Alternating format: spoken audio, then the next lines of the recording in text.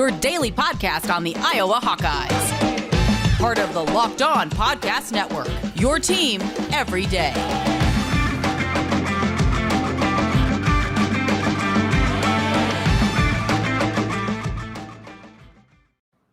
Welcome back, Hawkeye Nation, to another episode of the Locked On Hawkeyes podcast, your daily podcast covering your Iowa Hawkeyes on the Locked On Podcast Network. As always, I am your host, Andrew Wade, and we have a lot of exciting content to cover on the show today. I want to first officially welcome back Big Ten Defensive Back of the Year, Riley Moss, back to the Iowa Hawkeyes. That is right. He has actually decided to return to the Iowa Hawkeyes. We were talking about this all week. We talked about this the last couple of weeks. We talked about it with Jonathan Schaefer. We did not think Riley Moss was coming back. If he was healthy, why not go get your money? But he came back to the Iowa Hawkeyes, and that bolsters a secondary that was always going to be relatively strong under Phil Parker. We're going to be talking about that first and foremost, and then we're going to hop into the Iowa-Wisconsin game that takes place tonight. Two National Player of the Year candidates take on each other. What to expect? Johnny Davis versus Keagan Murray. Before we get to all of that, though, I want to thank you for making the Locked On Hawkeyes podcast your first listen every single day. You can find the Locked On Hawkeyes podcast for free wherever you get podcasts at, and also on YouTube by searching Locked On Hawkeyes. And today's episode is brought to you by NetSuite. NetSuite is the #1 cloud financial system to power your growth. Head over to netsuite.com/LockedOnNCAA for special end-of-year financing on the #1 financial system for growing businesses. And also for those of you watching on YouTube or those of you listening on whatever podcast platform you get the Locked On Hawkeyes, if the audio sounds a little bit different, it's because I am recording this from a hotel room on my baby moon with my wife. So you should all be very thankful that she is being so kind and considerate to let me do this and give you some content on this beautiful Thursday morning. So let's get into it, though. Riley Moss did decide to return to the Iowa Hawkeyes. Prior to the Citrus Bowl, Riley Moss basically said, I'm leaning towards the NFL. He said his knee was 100% healthy and he was leaning towards the NFL, but he would take in all the advice and make a decision based off of that. Now, when you look at the mock drafts, Riley Moss has been projected anywhere from a second rounder to a fourth rounder, knowing that the second rounder was a little bit on the light side in terms of projections. My guess is a late day 2, early day 3 pick, kind of based off of his testing. Now, to be fair, I think he would have tested outstanding. The fastest guy on the team would have blown away the 40-yard dash, would have blown away some of the agility drills. I don't know how much of the Kentucky game played into this, but basically he came back and said there's more things for him to accomplish, and there's more things for the Iowa Hawkeyes to accomplish. I think when you look at the fact that they had a 10-win season, but it ended the way they did. They ended with a bad loss in the Big Ten championship game. They ended with a rough last-minute loss versus Kentucky. That's not how Riley Moss wanted his last season to go out. And again, I've kind of talked about this early on in the season. Riley Moss was always expecting to be there for 5 years. When you come on as a gray shirt, it is very rare that you start as a true freshman or even get to the point where you are in the top 3-round conversation 4 years after joining as a gray shirt. Nevertheless, Riley Moss kind of defeating all odds to get to that point, but deciding to return, it always seemed like it might have been in the plan for him until he had, the last 2 years, which have really been phenomenal seasons for Riley. For an Iowa secondary, the good news just keeps rolling in, right? I mean, Jack Kerner leaves, which is unfortunate, and we're going to miss Jack Kerner at that safety spot. But you have to feel pretty good about the depth that Iowa has and having a veteran like Riley Moss return. If Dane Belton returns, you could argue Iowa has a veteran presence at all 3 spots in the secondary, right? You got that safety spot with Keagan Merriweather, who has been playing quietly really well. You have Dane Belton, who is a first-team All-Big Ten defensive back playing that cash position, which is kind of that hybrid defensive back, safety, nickel linebacker spot. And you have Riley Moss at that cornerback position. This just helps Iowa continue to develop some of the guys behind those folks, like a Brandon Dees Fernandez, like an AJ Lawson, like a Reggie Bracey, right? There's guys behind all these corners who have an opportunity to be big-time players for the Iowa Hawkeyes, but it just gives them another season to learn under Riley Moss, to learn under a Dane Belton, to learn under a Keagan Merriweather. The expectation at this point is that that second cornerback spot is going to be a battle between Jamari Harris and Terry Roberts. I'm excited to see that. At that cash position, some interesting things could happen. We could see Dane Belton slide backwards and go into that Jack Kerner safety spot. We could see Dane Belton stick there. We also don't even know if Dane Belton is returning, so that's also worth bringing up as well. I know some folks mistook how his quotes were perceived, I guess. He gave a quote saying he's not focused on the NFL right now. He's focused on the bowl game. I think some people kind of mistook that as he's coming back, but there has been no official decision from Dane Belton. I think it would be in his best interest to probably come back, at least from a draft perspective, but you never know. But Dane Belton being either at that cash position could see him slide back to the safety spot. And then you have to factor in Cooper DeJean, X. Again, Quinn Schulte could be Quinn Schulte is probably the favorite to win that safety spot if Dane Belton doesn't slide back there. Sebastian Castro has also gotten some playing time. So we have a lot of big reinforcements coming in. We have 4 defensive backs coming in this next class. We also have a very strong secondary already. And now that we have Riley Moss returning, this could be one of the best defenses Iowa has ever had, especially only losing Zach Van Valkenburg, Matt Hankins, and Jack Kerner at this point. Iowa has the depth at those positions to step up. So really exciting news for Iowa. What was really interesting about that is that when Riley Moss posted that, Tyler Linderbaum gave those 2 little eyes, the ones that basically, whoa, is this happening? Or look out, something else could be happening as well. If Tyler Linderbaum decides to come back, he could literally go down as one of the top 5 players in the history of Iowa football. It would be that amazing to see him come back. I don't know why he would, right? When you have that kind of money on the table and you are a top 15 pick, you have to go. I just don't see how you don't, unless you truly feel very comfortable that if something were to happen, if you were to be injured as a Hawkeye and hurt your draft status, or be injured as a Hawkeye and not be able to make it to the NFL, and you were truly deep down okay with that, other than that, I don't know how you choose to come back to school after you've already graduated. TJ Hawkinson was dealing with a very similar thing a couple of years ago. But at the end of the day, becoming a top 10 pick, there really was no growth for the tight end position. He was not gaining anything in the draft by going a year later. So he decided to go, even though he wanted to stay at Iowa, even though he loved the Iowa Hawkeyes. Tyler Linderbaum is in the same position. Not a lot of centers go top 15. He has the opportunity to do that now. The draft stock is not going to grow much more than that. The only other factor I could say is maybe NIL from a money perspective is helping him, but I don't think this is about money either, which just makes this whole decision very interesting. Either way, though, if Tyler Linderbaum does declare for the NFL draft, I wish him the best luck. That is amazing and well-deserved, and he is going to be a phenomenal player at the next level. If Tyler Linderbaum comes back, this offensive line has the potential to be a very strong offensive line next year.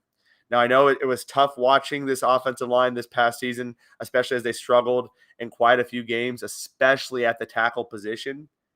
But growth does happen from year 1 to year 2 or year 2 to year 3. Connor Colby, a true freshman, was on the line. Think about the growth that a James Daniels had or a Tristan Wirfs from year 1 to year 2. Mason Richmond, only been in the program 2 years, has an opportunity to take that step as well. We're looking at Hunter Norzad, the Cornell transfer, to come in. Maybe he could solidify that right tackle spot, or maybe we see David Davidoff take that spot. I mean, there's a lot of opportunity for this offensive line to grow pretty significantly, pretty quickly. And if Tyler Linderbaum comes back, that just makes that growth a lot easier, right? Because anytime you have a Tyler Linderbaum leave, you're going to automatically decrease or have a decline in play at that position, but you hope that around him you can build up the line. But with Tyler Linderbaum back, that is going to be huge for the Iowa Hawkeyes. So as that news comes out, if he decides to come back, if he decides to go, we will make sure to break all of that down right here on the Locked On Hawkeyes podcast, as we do every single weekday. Coming up, we're going to be talking about the Iowa-Wisconsin game. It's a big matchup. Johnny Davis versus Keegan Murray. What to expect in this matchup. Before we get to that, though, this is it. The putt to win the tournament. If you sink it, the championship is yours. But on your backswing, your hat falls over your eyes. Is this how you're running your business? Poor visibility because you're still relying on spreadsheets and outdated finance software? To see the full picture, you need to upgrade to NetSuite by Oracle. NetSuite is the #1 cloud financial system to power your growth. With visibility and control of your financials, inventory, HR, planning, budgeting, and more, NetSuite is everything you need to grow all in one place. With NetSuite, you can automate your processes and close your books in no time while staying well ahead of your competition. Over 28,000 businesses already use NetSuite. So for the new year, NetSuite has a new financing program for those ready to upgrade at netsuite.com/locked. That's LOCKED. Head over to netsuite.com/locked for this special one-of-a-kind financing offer on the #1 financial system for growing businesses. That's netsuite.com/locked. Again, thank you all for making the Locked On Hawkeyes podcast your first listen every single day. You can find the Locked On Hawkeyes podcast for free wherever you get podcasts at, and also on YouTube by searching Locked On Hawkeyes. Let's get into it, though. Iowa has a big matchup tonight versus Wisconsin. It is a matchup that Ken Palm predicts Iowa to lose. Only by 2 points, but Iowa is projected to lose against Wisconsin. And as we talked about, I think 2 or 3 days ago, Iowa really needs to get off to a strong start in these first 6 conference games. It started by beating Maryland at home, a game where that would have been absolutely horrendous for their net ranking at this time. Now they need to go on the road and get a quad 1 win against Wisconsin. If they can take down this first 6 games of conference play and start off 6-0, that would be huge for Iowa's chances of going to the NCAA tournament and also just getting a better seed in the Big Ten tournament, which, as we know, is very important as well. Those buys and double buys can be a big factor in how far you make it. Again, Iowa projected to lose to Wisconsin. Coming into this season, I did not expect Wisconsin to be an overly powerful team. Kind of felt like a very average, middling Wisconsin team. But with the emergence of Johnny Davis, this game is significantly different. There is excitement around Wisconsin basketball in the same way there is excitement around Iowa basketball with Keegan Murray. And it's kind of ironic that at the exact same time, 2 very similar schools with a lot of things in common from a football perspective, with some of that history from a basketball perspective, are coming together at the same time with 2 very similar approaches. And the fact that last year Wisconsin was led by a lot of big men. Iowa had Luka Garza. Now you have a guard in Johnny Davis and a wing in Keegan Murray, and they are leading the charge for both of these teams. So it is going to be a matchup of 2 National Player of the Year candidates. At this point, Johnny Davis is ranked 5th according to Ken Palm in National Player of the Year. Keegan Murray, I believe, is ranked 4th actually. So literally neck and neck at this point for Keegan Murray and for Johnny Davis. Johnny Davis coming off an amazing game against Purdue. And this has really put Wisconsin and Johnny Davis on the map at this point. 37 points, 14 rebounds, 3 assists, 2 blocks, and 2 steals, really doing it all. But so did Keegan Murray. Keegan Murray had a very similar game as well, but Wisconsin beating Purdue on the road, which is never easy. All of us Iowa fans know that. We get our butts kicked over against Purdue at Purdue. Wisconsin's had some good wins, though. They beat number 3 Houston. They beat number 5 Purdue on the road. And I'm talking about Ken Palm rankings with these rankings here. They did lose to Providence, but they did not have Johnny Davis in that game. And they lost to Ohio State. Johnny Davis not putting together the best performance in that game, but across the board, Wisconsin not putting together a great performance. And when you look at those losses, you have to factor in, hopefully you can slow down Johnny Davis, but you're not going to completely eliminate Johnny Davis's effectiveness. Right, he is going to be a good player regardless of who you throw at him. And my imagination is hopefully, when we go to man, we are not putting Jordan Bohannon on Johnny Davis. Hopefully we're putting a Joe Toussaint or even throwing a Patrick McCaffrey or a Keegan Murray at him. Those are the kind of guys who can use their length and maybe disrupt what he is doing at any given time. That could be an option there. But we could see Iowa throw their National Player of the Year candidate against Wisconsin's National Player of the Year candidate. And you look at Wisconsin from a size perspective, Chucky Hepburn is a 6'2" freshman point guard. Brad Davison, 6'4". Johnny Davis, 6'5". Tyler Wall, 6'9". And Stephen Crowell, 7 foot. So we're already going to have a size disadvantage down low. But with Iowa having 3 guys over 6'8", you're probably going to have, if you're going into man, you have Philip Obracha taking on Stephen Crowell at 7 foot. Philip Obracha, despite being undersized, has shown a lot of heart and effort in those situations. Tyler Wall, 6'9", can be handled by either Chris Murray or Patrick McCaffrey. I think Johnny Davis, who is playing more of that small forward spot, will be taken on by Keegan Murray. Brad Davison, will be handled by Jordan Bohannon. Let's put the two senior grandpas on each other and see what they can do. Both guys, good three-point shooters. Brad Davison a bit more dirty. Jordan Bohannon just a bit more unliked from a lot of fans just because of what people perceive as his antics. But should be a lot of fun watching those two guys battle each other. I know they go back a long ways. They're friends. They're close friends with each other. But on the court, Brad Davison is about the most dirty player in all of college basketball. So it will be interesting to watch that. And then Chucky, obviously in man, will be guarded by Joe Toussaint or an Aaron Newless. In zone, it'll make this really interesting as well. Iowa, when they're in zone, has struggled to get rebounds, but Wisconsin is not the best rebounding team. In fact, they kind of struggle a bit with rebounding as well, especially given how much height they actually have. I thought that was really interesting, kind of looking at some of the statistics and seeing some of their games. They're not a very good rebounding team, 192nd in offensive rebounding, 112th in defensive rebounding. And as Fran McCaffrey talked about in his last press conference, the move to man is really to help out the rebounding because you now know who you need to guard and who you need to box out and who you need to defend in order to get the rebound. Versus in zone, it's kind of find a guy, box out. Also, guys can be in different spots where maybe your zone isn't actually at, so the ball can bounce a couple different ways. And that really leads to a lot of second and third chance opportunity points for the opposing team. Now, the good news is, when you look at Wisconsin, they haven't really had anyone step up outside of Johnny Davis and Brad Davison. Brad Davison quietly putting together a nice season. When you look at some of their big wins, it was basically Johnny Davis doing it all, right? 30, 35 points. Brad Davison coming in with 10 to 15 points. And then the other guy is getting between 1 and 4 points. So not a lot of production out of literally anyone else besides Johnny and Brad. So that'll be really interesting to watch in this game. If I'm Iowa, make those guys beat you. Make the other guys beat you. Everyone but Brad and Johnny beat you. And I think it will be interesting. I was looking at actually at an Action Network article because I do like Action Network and some of their betting advice as well, in addition to our fantastic betting advice at Locked On Bets. But I was looking at Action Network and they were kind of giving a breakdown and they said Iowa doesn't have the weapons to throw at Johnny Davis from a guarding perspective. I would disagree. In fact, I would say Iowa has more weapons to throw at Johnny Davis because we do have the height and length with Patrick McCaffrey, Keegan Murray, and Chris Murray. They have the ability to defend a 1 through 5. They also have that size and length, which is going to disrupt Johnny Davis a little bit. On the flip side of that, how do you throw something at Keegan Murray? People have been trying to, and they have been unsuccessful. Now, granted, people have been unsuccessful of doing that against Johnny Davis, but how many teams have 3 very athletic 6'8" guys who can guard 1 through 5?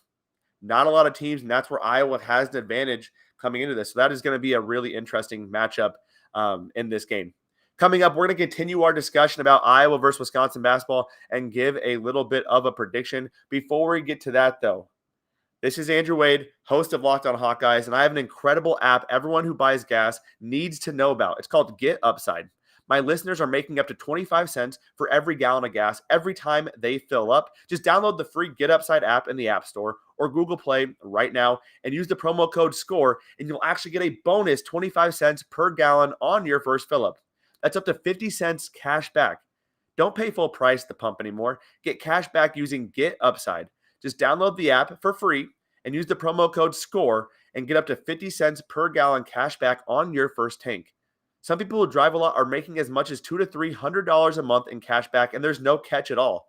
The cash back gets added right to your account. You can cash out anytime to your bank account, PayPal, or an e-gift card for Amazon and other brands. Just download the free Get Upside app today and use the promo code SCORE, and you'll get 50 cents per gallon cash back on your first tank. That's code SCORE at Get Upside.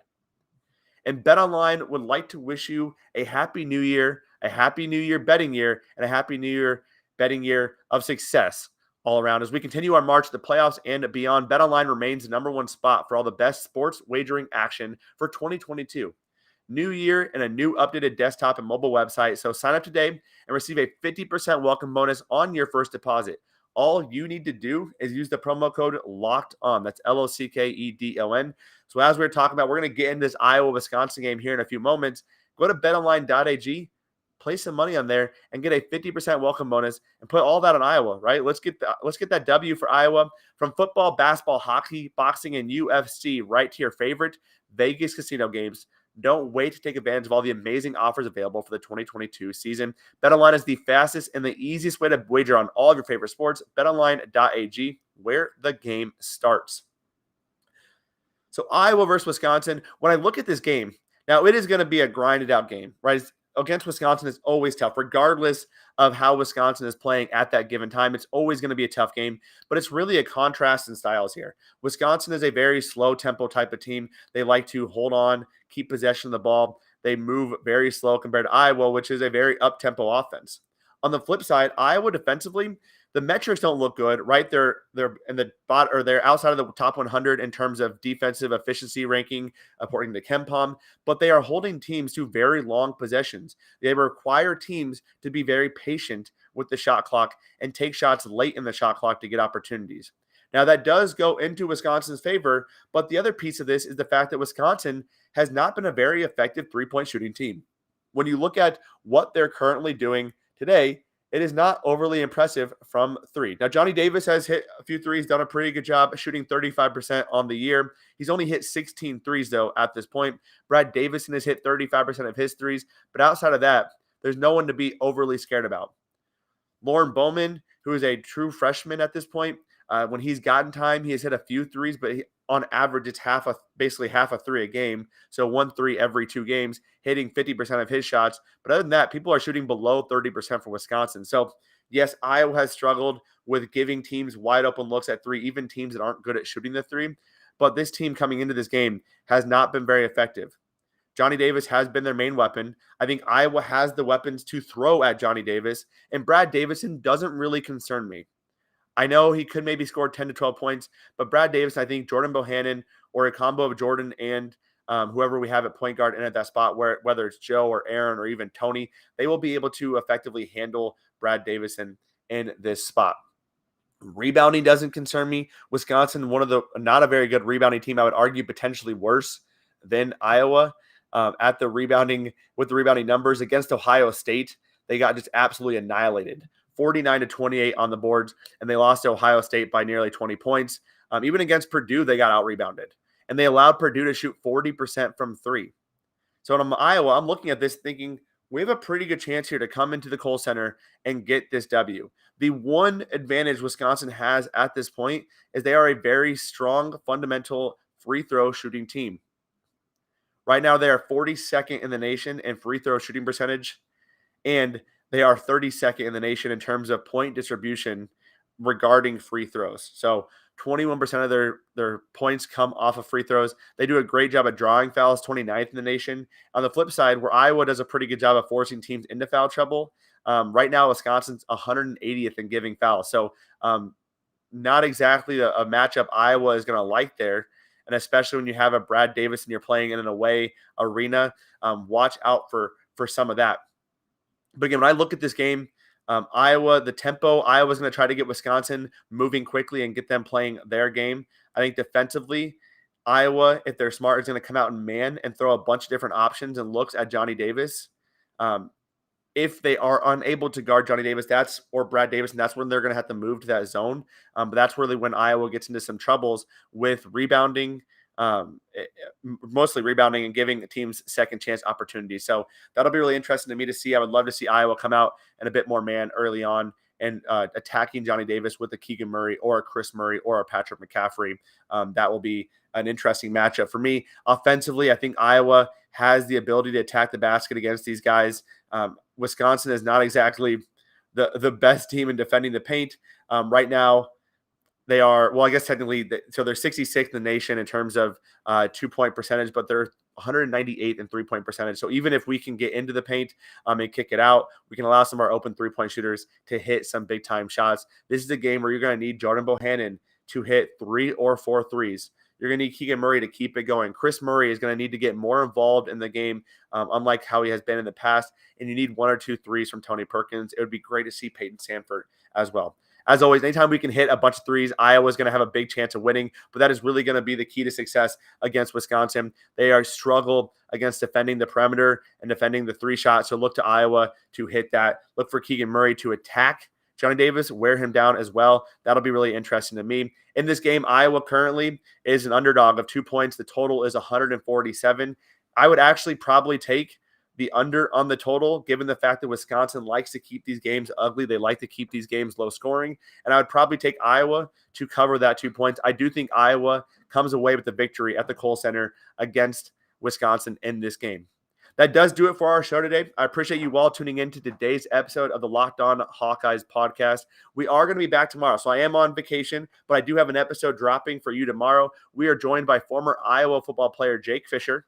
He's going to be coming on to talk all about spring practice, what they do during spring practice, what the development is like. And he has a really interesting piece of advice for all of you Iowa Hawkeye fans out there. It's a conversation you do not want to miss. Stay tuned for that, dropping tomorrow as well. And if you want more betting advice outside of this Iowa versus Wisconsin game, I highly recommend you check out the Locked On Bets podcast, hosted by your boy Q and handicapping expert Lee Sterling of Paramount Sports, dropping 3 to 4 games you should be betting on every single day at the Locked On Bets podcast. Again, thank you all for tuning in to today's episode of the Locked On Hawkeyes podcast. I appreciate your love and your support. Have a fantastic Thursday. And as always, Hawkeye Nation, let's go Hawks.